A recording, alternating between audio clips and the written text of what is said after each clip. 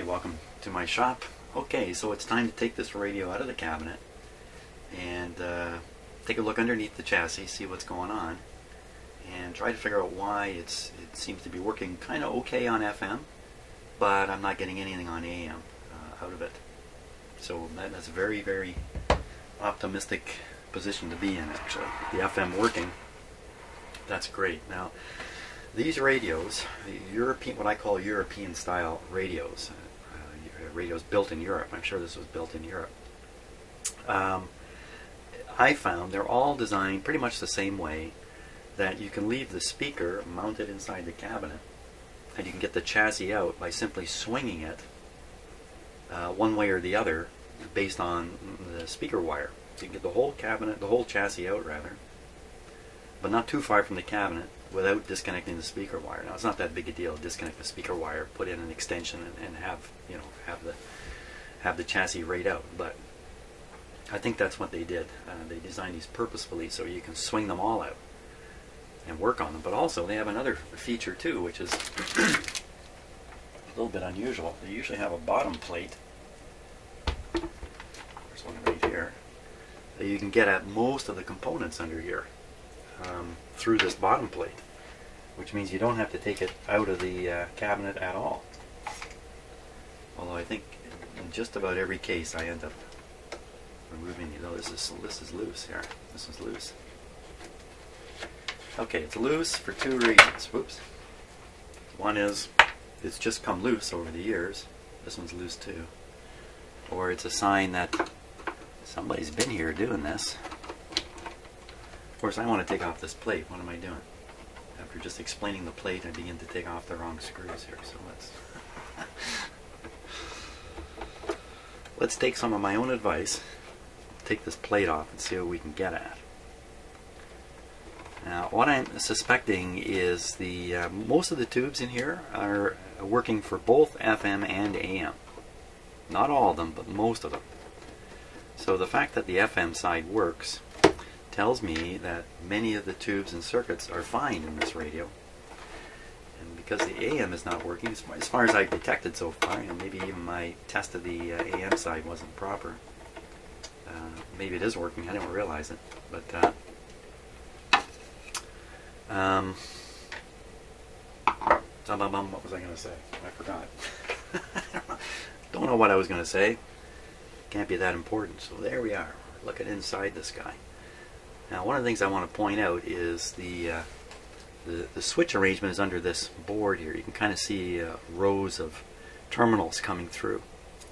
And what they do with these radios is they use this board full of switch terminals coming up from the sliding switches that are hooked up to the buttons at the front as the binding posts for all kinds of connections. What's that? Tape there. For all kinds of connections. And this makes a radio like this really hard to sort out. It's really tough. Everything is connected to terminals on the switches, but you don't know which ones are real switch terminals and which ones are just being used as binding posts. So while I'm talking, I'm looking carefully over it. I don't see anything too dramatic yet. Let's get the close-up camera on it. We'll see what we can see here. Put on my big TV screen so I can follow along here.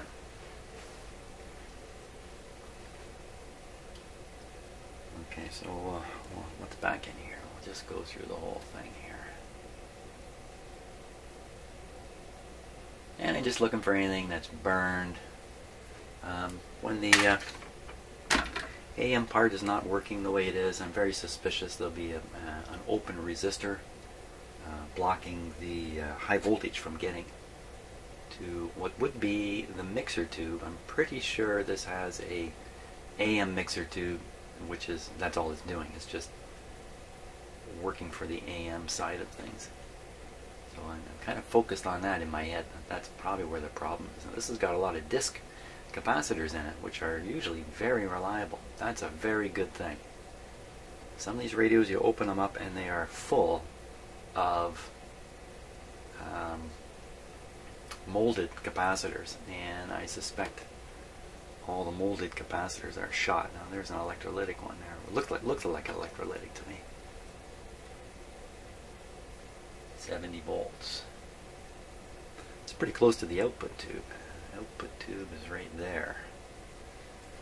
I wouldn't be surprised to find a bypass capacitor. Oh, talking about burned resistors.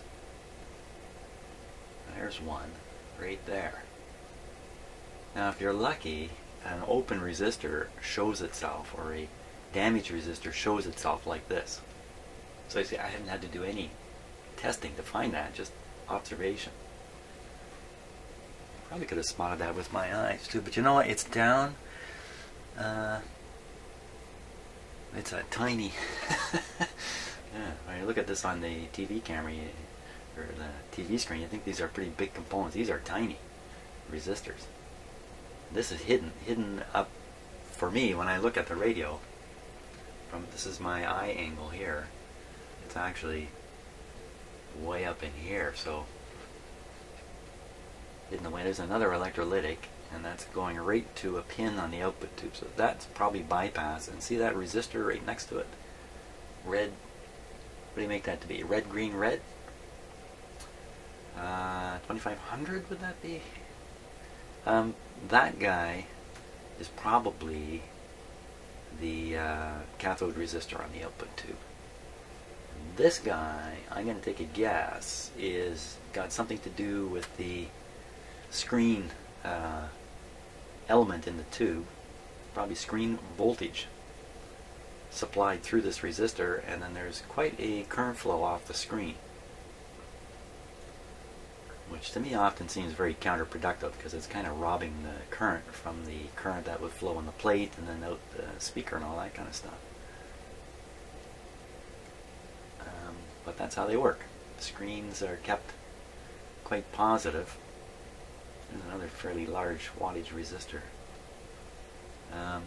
You see the dust on the wires? Some of the wires, like this red one, has dust stuck on it.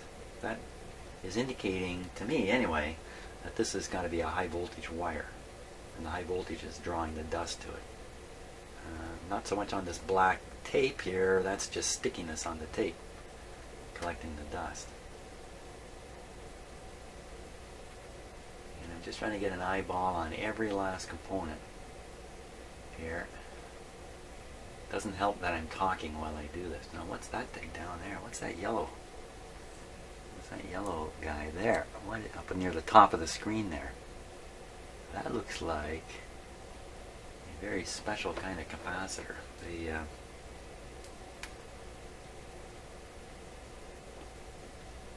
I don't know. I don't know what it is for sure, but it looks fine. It doesn't look bad. Now here's the top of these switches I was telling you that are used as terminals for connecting up all the parts. That's one thing they do very efficiently in here, is utilize these terminals. So usually in the schematic there's a pretty good description of the switches, which it's very complicated. I find it very complicated anyway. I like North American radios, really simple compared to this kind of stuff. So here's a bunch of now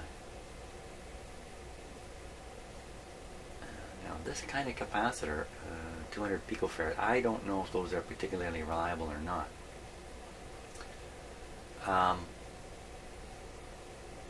So I wouldn't assume there's any problem here with any capacitors. The set did work. There's another fairly high wattage resistor there. What tube are we looking at now? I don't know, we're right up near the front end of the tube. This is probably the mixer tube right here. This is probably the guy, I'm guessing, who doesn't have any plate or voltage or something like that. No burned resistors around here. Now, in a lot of these radios too, they bring the B plus to a point in the radio, often somewhere in here, and then they feed from here to each tube, or one or two tubes, a separate wire, and that wire passes through a 100K resistor. I've seen this again and again. And the resistors are placed where they're easy to get at. You can quickly look for a voltage drop on the resistors and make a judgment about the current flow in that circuit. I don't see the situation here. It's not, doesn't necessarily leap out at you, but so I'm just looking for a bunch of like 2 or 3,000 ohm resistors tied to the same point. I don't see anything like that in here. So it could be they're somewhere else, or maybe they just don't exist in this radio. Well, that's a little odd. That resistor is connected. This is pretty strange, isn't it? This piece of wire coming up here, a little piece over there, going to ground. Huh. This doesn't look original. This, I don't know. There's a green wire in here. It doesn't look particularly original either, but it probably is. This yellow one looks out of place. Now what about that power cord deal, and what's this tape here? Okay, so there's 2 wires connected together. So if you don't use a terminal to connect wires together, this is what you end up with. Some tape and a floating connection. The tape's pretty stiff, so it's been there for a while. Sorry, I'm a little bit. So this is probably the power cord here. Where's it going? Okay, it's going up into the temporary switch here.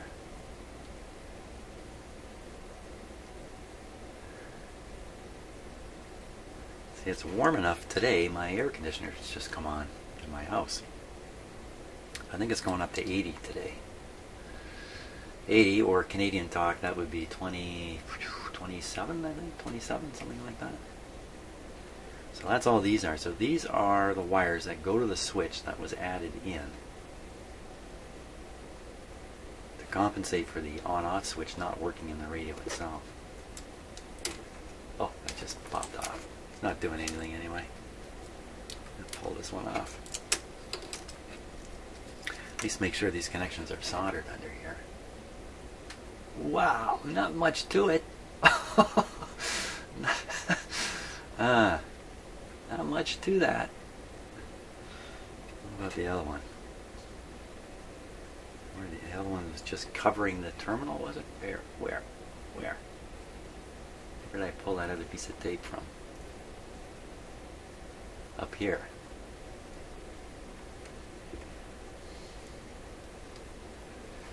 Let me see if I can hold still here for a moment.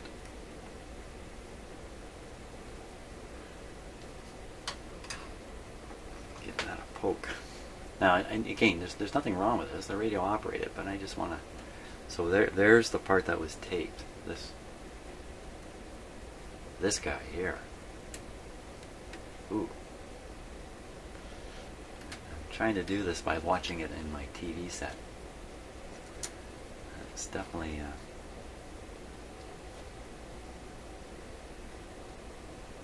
where's it going?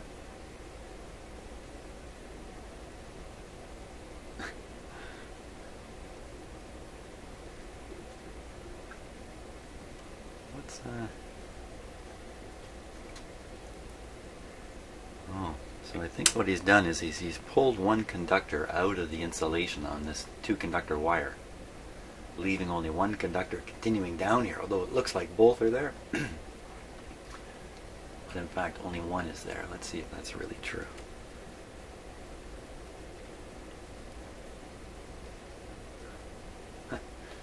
Not the one I thought. So I guess he's pulled out. Let me squeeze on this. Anybody in there? Don't think so.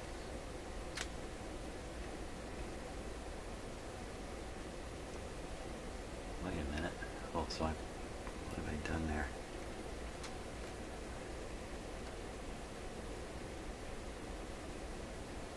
Let's see if I can pull this right off.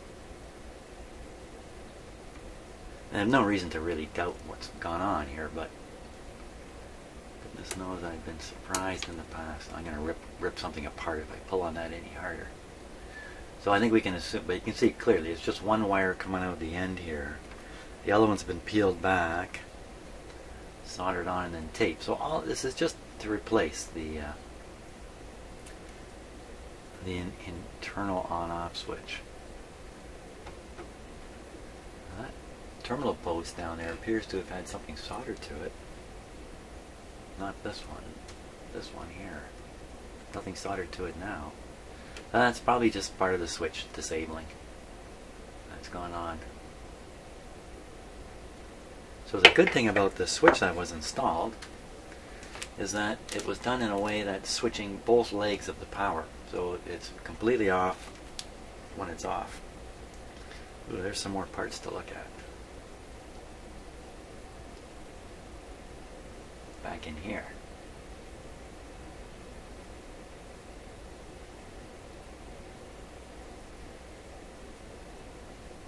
Well, you know, nothing's telling me I gotta rush in here and start changing out capacitors and stuff. That's not the message I'm getting at all. Looking at this, there's a great big, it's gotta be a resistor here. Great big resistor.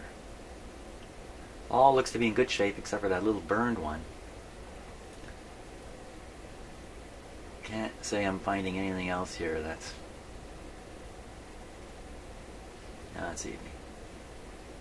I was going to say, if he's banging around in here, putting in this wire, he can knock stuff around, but it doesn't look like it. That wouldn't lead to FM working, AM not. That would lead to most likely the whole radio not working. But all these coils are all waxed in. That's also very typical of these radios. Oh, that's not, is that waxed in? See, I think it is. Even though the slug is practically falling out the top, it's waxed in. So, not likely to ever monkey around with those.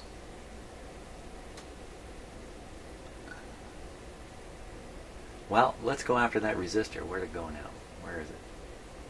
Where are you? Where'd it go? Wasn't it right up in here?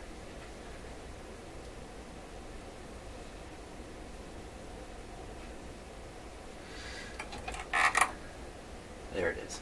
Just bad lighting. So let's see. That's connected to, on that tube, the last pin. That's pin 1, 2, 3, 4, 5, 6, 7, 8. Pin number 9. Pin number 9. And it's right on the output tube. The output tube was running really hot, wasn't it? Or I think the output tube was running hot. Got a resistor under here that's burned. I think something we should be taking a look at right away is this resistor too, which is almost certainly the cathode resistor, which controls the bias of the tube, which controls the quiescent current that flows through it. So let's see, that's pin number 8 for the burned resistor, and 1, 2, 3 for the guess that it's a cathode. I say 8, 9, 9, 3, 9 and 3, EL84. EL84 is not listed in my book here. It's a little, my book's a little too old. And EL84 is the same as a 6 something something something. We're going to get a quick look at an EL84. Well, I can do it right on my computer here, for crying out loud. So let me do that very quickly. EL84. EL84. EL84. Show me a pinout. 6BQ5. 6BQ5 is the same thing as an EL84.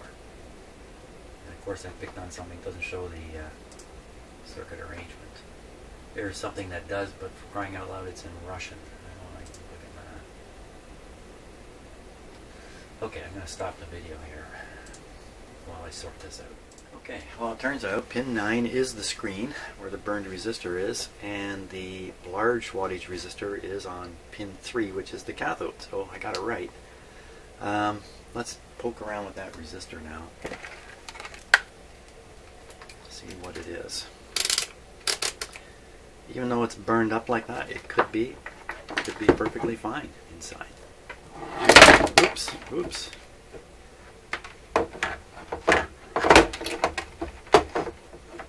No doubt about it, I need a better meter stand of some sort here.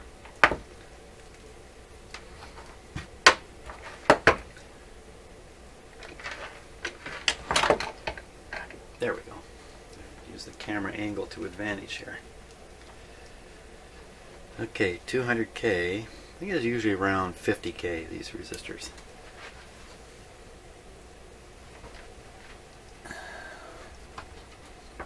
Hopefully I don't hurt my back doing this. Did that say 0?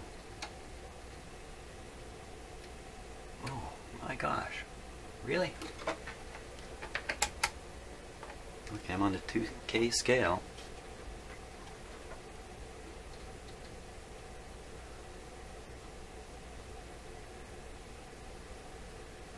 Um, 100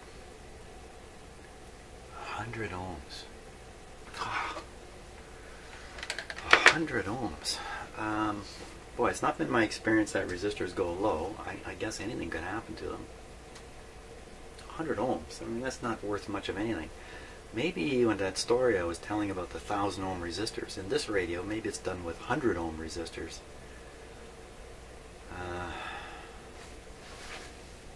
How do we know what that really is supposed to be?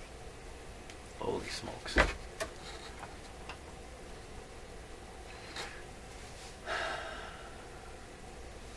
Well, let's see, it's on the last terminal of the terminal strip, going to pin 9. I can't forget that, can I? Oh, I probably can if I work at it. Let's cut it out. Let's see what we got.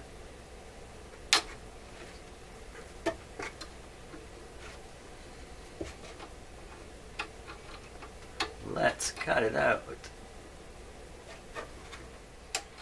Okay, what do we got here?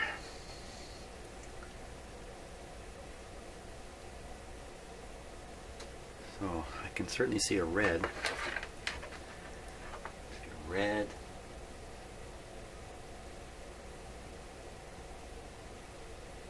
Now, red, black, black.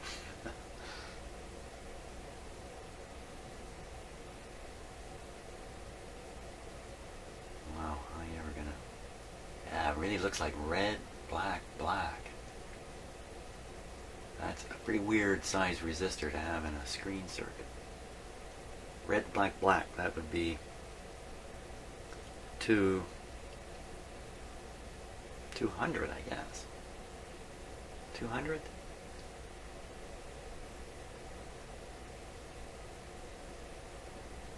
No, that'd be 20. That would be 20. Red, black, black would be 2, 0, and then nothing more. Brown would be one more 0. Black is nothing more. So 20. This would be a 20 ohm resistor. Why in heaven's name would you put a 20 ohm resistor? Oh, I'm lost here. I don't know what to do with this. I think it should be like 40. Phooey on that. And I hunted and hunted yesterday for a schematic. What is going on here? Every radio I work on, I can't find a schematic for it. And I've worked on a number of radios called Florida. So this guy's model name is Florida. By the way, here's another reason why the FM reception might be a little poor. This connector's on here for probably to help somebody screw this onto their cable. And that's not looking too good of an arrangement there, is it? This is the internal antenna, which is actually a pretty darn good antenna. Look, it's got a coil up here. I mean, this is a designed antenna, an aluminum sheet going down here. It's all designed, so it's probably pretty good. That's not so good. That's kind of crummy. So we can fix that up. Now that shouldn't affect AM, because the AM is hooked up to this guy up here, and even the FM or shortwave I think is also on this loop antenna. And then there's an option to use an external antenna. Probably these lower holes here will give you a aerial and a ground terminal. Probably that's what these are.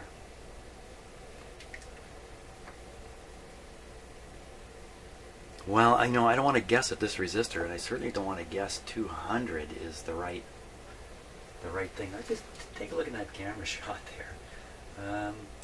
This is the problem with European radios, working on European radios. Look, everything's going every which way. It's a monster to try to sort this out, compare against the schematic, trace things. It's a slow motion thing because of that spaghetti jungle that's in there. So now these are great radios when they work well. They sound great. There's no doubt about that. But as I've said many times, in North America they do the same thing with a third of the parts. Well, again, you know, it wouldn't be quite as good, I'm sure. I'm sure, you know, well engineered, more parts means a better working radio in some aspect. But wow, wouldn't that just give you a terrible headache looking at that? I'm getting a headache looking at it.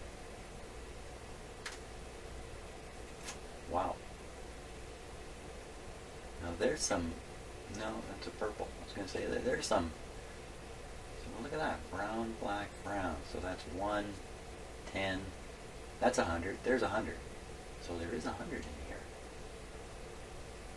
Again, you know, 100 ohm resistors don't do much in most circumstances, except it could act as a fuse and a test point. Is there any more of those? There's a 22 ohm one there. Again, that's a really low resistance. Where's it? Oh no.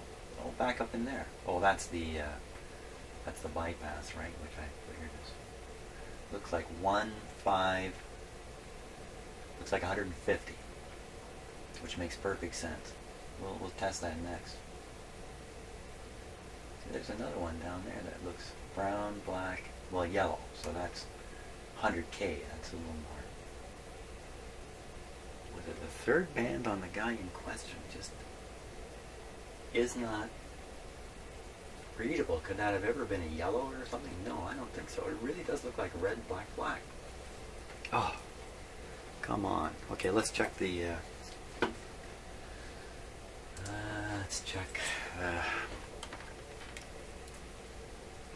cathode resistor. Way up in there. Way up in there. Holy smokes.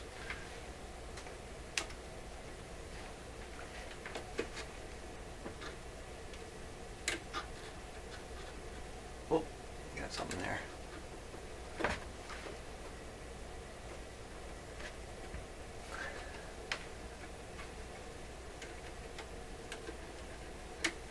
It's not showing up.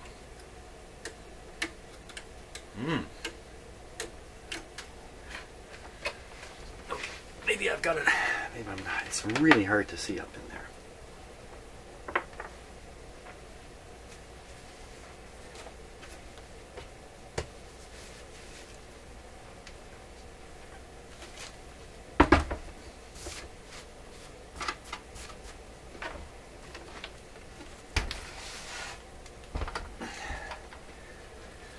That's not what I want.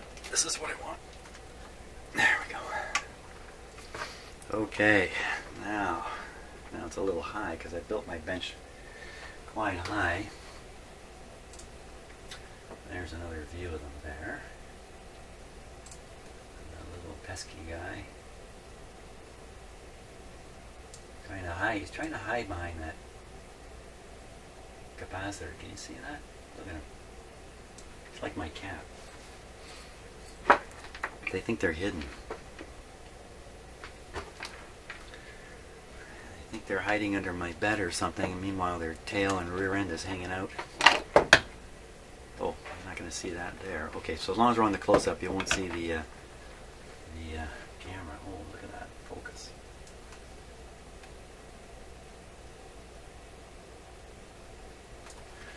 Okay, so you just have to trust me when I say what the result is.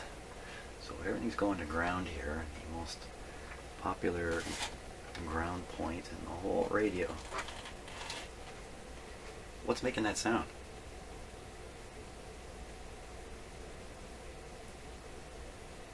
What made that sound?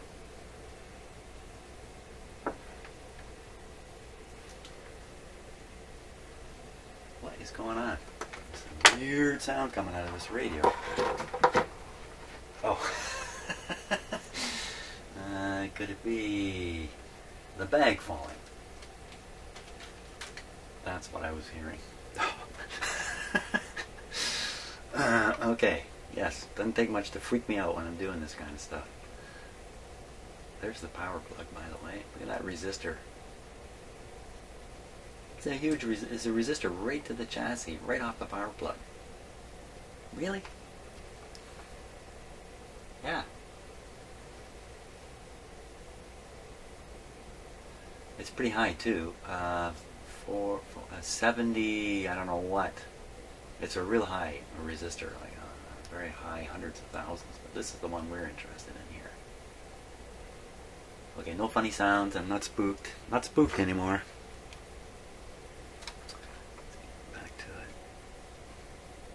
Yeah, that sound just freaked me out because I know for sure the radio's not plugged in. So how's it making that sound? The resistance is 151 ohms.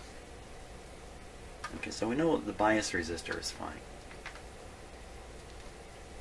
So what would cause this resistor to go? Oh my God, how am I going to sort this out? This is the output tube, so the circuitry around the output tube doesn't really match the circuitry around the other tube. So I could look at the other tubes and see what they're using on their screen.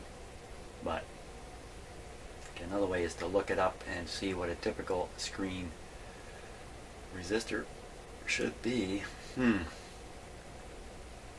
I have to get some knowledge going here because I am without knowledge. I'm without sufficient knowledge. And that never happens. It never happens here. Okay. Keep looking everything over, hoping, I don't know, some message in a bottle's hidden in here or something. Well, let me try and sort out what that resistor really should be. If not 100, what should it be? Okay. Okay, it didn't take long for me to scare up a schematic of a this is a Grundig radio. It's not the same radio by any means, but it has a single-ended EL84 output right there. So if we look at the screen, is pin number 9, straight to 240 volts. Straight.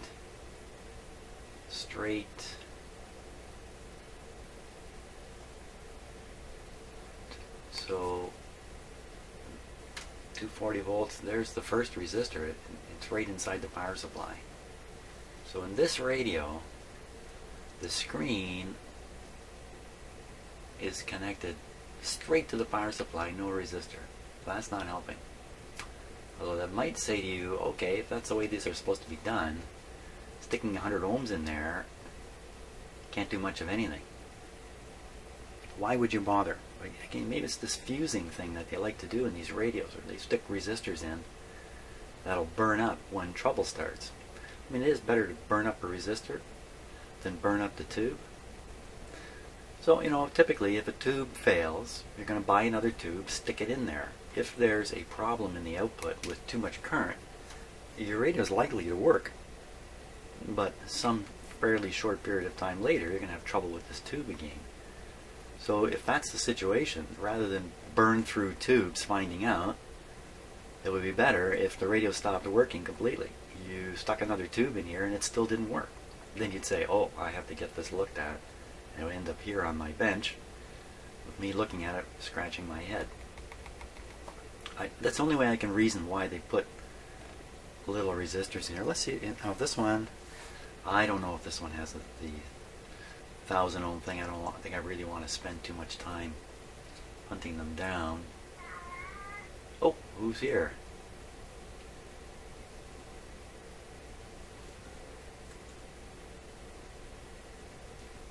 See, I don't really see. That's on the other side of that. I don't see the same deal here in this radio, but You know, an EL84 is an EL84. It's got to operate the same way for the most part. So in this radio, if you had trouble on this tube, well, there's no resistor to burn out. Look, there's the cathode resistor, 170 in this radio. It's 150 in the radio we're on. And there's it. I got to find this capacitor too here in the radio we're on, because that guy could, this guy could be a problem in this radio. Let's see if we can find him. So that's going to be on the grid, which is pin number 2. Okay, on the grid, which is pin number 2. Well, there he is, floating right up there in space. Brown, black, orange, so that's 10K. And that's got to be the grid. Where's the capacitor tied to there? This is where it gets fun in these radios. Oh, look, it's that one. How do you like that? Isn't that funny how that works? Is that really that one? That one being the yellow one here. So let's see, we come up to this terminal. No, I don't think that's the one. No, the yellow one's connected next to it. That one. Well, there should be a big capacitor around here somewhere, like a big one, like that one. What am I doing? What am I doing? No, yeah, right. Excuse me, totally lost. Okay, now I'm back. Okay, looking for the capacitor. It could be off, well, it could be off this terminal too. Right here, that this big yellow thing is connected to. It could be any one of these. This one looks a little small, but you know, you don't need a big capacitor here. Oh my gosh. And we'll go nuts trying to sort this out.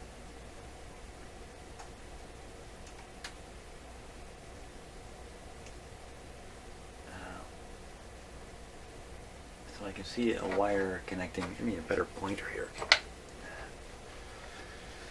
So this terminal and this terminal appear to be independent. This terminal and this one are wired together by that piece of wire right there. Just to make it even more confusing. So the grid resistor, usually the grid resistor goes to ground, you know. That could be a grounded terminal because it's going all over the place. Like there's lots of things connected to it, that's what I mean. There's the ground point right down there. It doesn't seem to go to that terminal. Okay, never mind that. There should be another lead coming here to this grid.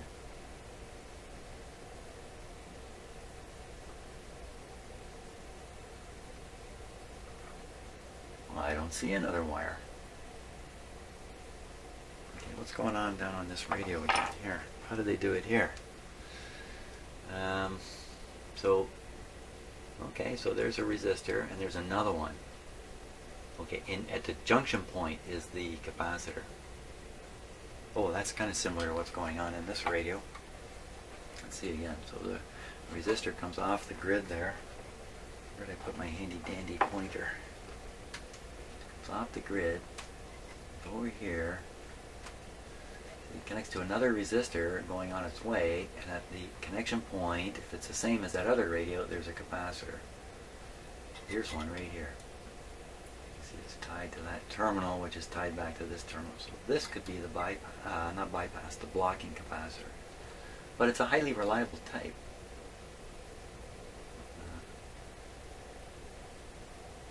Wow, is there a short right there?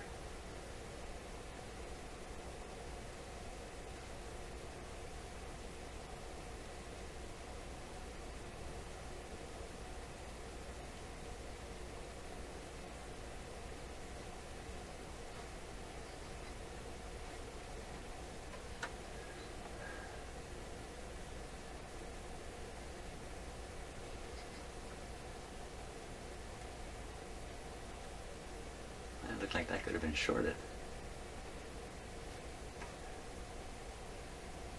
For all I know, those two terminals anyway are the same thing. They're connected together somewhere in this mess of wire.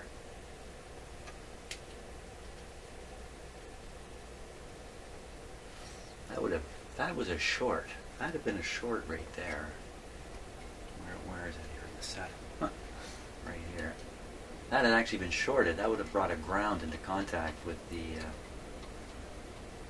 capacitor that's carrying the signal. I don't think it was shorted. I don't think, because we got the radio to work, so I don't think that could be shorted. Pretty darn close. So I think this guy is the blocking capacitor, and chances are it's good. Oh, what's that other one down there? That funny yellow one. Let's put the ohm meter on these guys.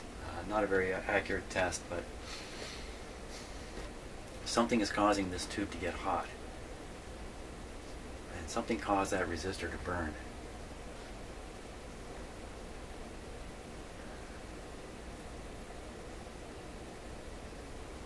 Somebody's got to tell me what value that resistor should be.